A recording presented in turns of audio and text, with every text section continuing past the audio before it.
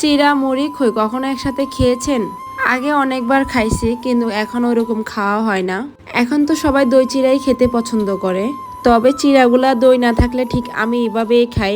কলাগুলা দেখে মনে মনে ভাবছি যে ঘরে চিড়াও আছে। পুরোনো দিনের সে খাবারটা আজকে বহুদিন পরে আবার খাবো। এই খাবারটা যে কত আগে খাইছি আমার ঠিক মনেও নাই। হঠাৎ করে কলা দেখে আবারও খেতে মন চাইলো। শৈশবে কিন্তু এই খাবার কিন্তু অনেক বেশি খাওয়া হইতো। ছোটবেলায় যখন বাসায় কিছু থাকতো না, তখন আম্মু বলতো যে চিড়া দিয়ে কলা দিয়ে যা খা, কারণ বাসায় কলা আর চিড়া আছে। তো এইভাবেই কলা দিয়ে চিড়া দিয়ে খেয়ে যেতাম, আর একটু হালকা চিনি দিয়ে খেয়ে সারাদিন পেট ঠান্ডা থাকতো, আর ভালোভাবে স্কুলে পড়াশোনা করতাম। পেটটাও খুব ঠান্ডা বড়া বড়া থাকতো। এখন কিন্তু রমজানও কিন্তু অনেকে ইফতারের সময় ভাজা পোড়া না খেয়ে এই কলা চিড়া দিয়ে খায়।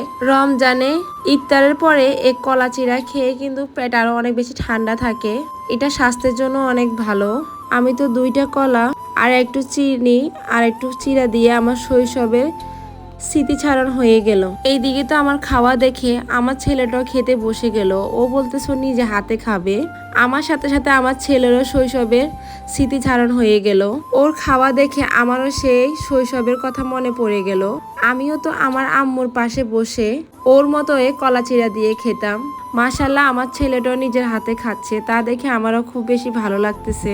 আমি তো ভাবিই না যে আমার ছেলেও একই খাবারটাই পছন্দ করবে। আমি তো হয়তো আগে হইলেও খাইছি, কিন্তু আমার ছেলে কিন্তু প্রথম খাইলো চিড়া দিয়ে কলা দিয়ে। আর এই খাবার কিন্তু বাচ্চাদের জন্য অনেক উপকারী। ওর খাওয়া দেখে কিন্তু আমি অনেক বেশি খুশি হয়ে গেছি। আসলে বাচ্চারা যদি একটু খাওয়া দাওয়া করে, মায়েরা কিন্তু খুব বেশি খুশি হয়ে যায়। আমার আম্মু বলতো এই খাবারটা যখন তখনই খাওয়া যায়, পেট ঠান্ডা রাখার সহজ একটা উপায়। তোমাদের কাছে কার কার ভালো লাগে অবশ্যই কমেন্ট করে জানাবা। আজ এই পর্যন্তই। নেক্সট কোনো ভিডিওতে আবার দেখা হবে তোমাদের সাথে।